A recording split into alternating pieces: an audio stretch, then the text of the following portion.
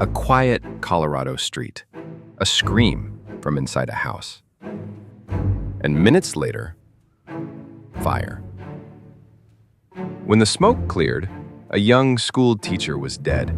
Her body was sent home to Illinois, sealed in a coffin no one was allowed to open. It could have ended there, but weeks later, someone made a decision that would turn family against family. I'm Chris, and this is Hidden Lens History, bringing the past back into focus. Summer 1922. Edna Fern Skinner, 22, was already making a name for herself in Lafayette, Colorado. As a 4th, 5th, and 6th grade assistant teacher, she'd won the praise of her superintendent and the affection of her colleagues and students. She'd even been hired to teach in nearby Eaton the next year as a full-time teacher. She was engaged to be married. Her life was trending just the way she'd pictured it. Before fall that year, Edna was in Greeley, Colorado, staying with her sister Isla and brother-in-law Bert J. Lowe while attending summer classes at the State Teachers College. On Sunday, July 2nd, 1922, neighbors saw smoke rising from the Lowe home. The Lafayette Leader's front page the next Friday carried the headline, "Miss Edna Skinner killed at Greeley. Lafayette teacher meets instant death when gas stove explodes." The story painted a scene of pure tragedy. Edna, preparing dinner, struck in the head by flying pieces of a gasoline stove. Bert, singed and coughing, had tried to reach her but was driven back by flames. Neighbors with garden hoses fought the blaze until the fire department arrived. Edna's body was badly burned. She was laid in a closed casket and taken back to Bloomington, Illinois, by Bert himself, to her grieving parents. The town mourned.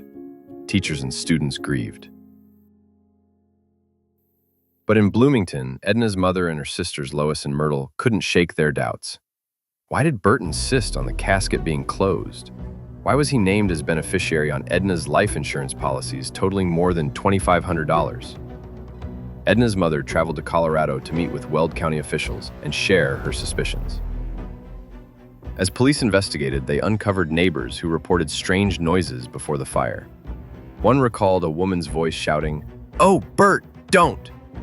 Another saw Bert leave the house moments before smoke appeared. Then came the insurance details. Evidence showed that Bert had forged Edna's signature on at least one of the multiple policies, naming him as beneficiary. Mrs. Skinner, Lois, and Myrtle insisted the body be exhumed. What they found was shocking. 2 severe skull fractures from a blunt instrument. No smoke in Edna's lungs, meaning she was dead before the fire started. Her clothes and hair soaked in gasoline. The explosion, they concluded, had been staged to hide a brutal murder.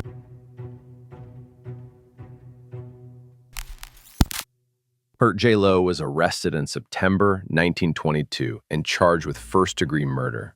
The case that followed wasn't just a murder trial. It was a family torn in two. On one side sat Edna's sisters Lois and Myrtle, testifying for the prosecution. On the other, Isla, Bert's wife and Edna's other sister, seated beside him every day, sometimes with their children in tow. The prosecution argued that Bert's motive was twofold: infatuation with Edna and money. They presented the $2,000 life insurance policy he had taken out on her 15 months earlier, naming himself as beneficiary, and a second $500 policy arranged just weeks before her death. Bert's defense? He claimed Edna had agreed to the larger policy as a way to cover funeral expenses if anything happened, and that as an insurance agent, it was perfectly normal for him to handle such paperwork for relatives.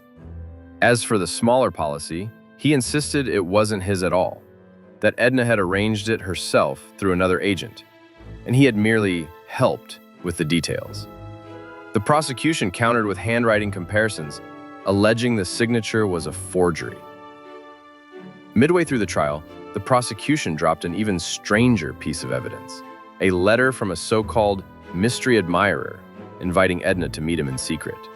It turned out Bert had written it himself. Isla had mailed the letter to her father in Illinois after Edna's death, worried her husband was crazy and capable of harm. On the stand, Bert admitted he wrote it. but laughed it off as a harmless joke. Prosecutors suggested it was bait. The trial had its softer, stranger moments too.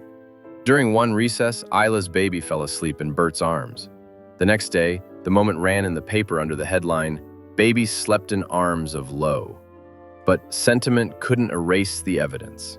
Neighbors hearing screams before the fire, the forged policy, and the autopsy, proving Edna had no smoke in her lungs, meaning she was already dead when the fire started, with 2 blunt force wounds to the skull. On December 1st, 1922, the jury returned its verdict: guilty of first-degree murder. Bert J. Lowe was sentenced to life in prison. Bert's appeals failed. On June 28, 1923, he began his sentence at Cannon City. Isla Lowe died the following year from pneumonia, leaving their children scattered between relatives on the East Coast and Colorado. 12 years later, in December 1935, Bert was paroled under a new clemency plan for model prisoners. He went to live with 2 of his daughters and died in 1965, after spending 3 decades as a free man. Edna Skinner's murder robbed Colorado of one of its most promising young teachers.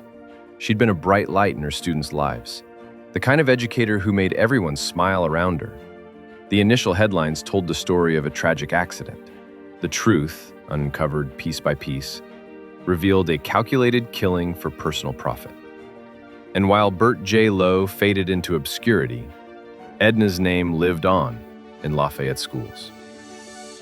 And Edna Skinner Day was celebrated in the years following her death, a reminder of how much one teacher can mean and how much is lost when someone decides to take them away. Thanks for watching and listening to Hidden Lens History. Like this story? It started by finding one newspaper article and then chasing down the details. Did we miss something? Drop it in the comments. Have other stories you'd like uncovered? Reach out. We'd love for it to be our next story.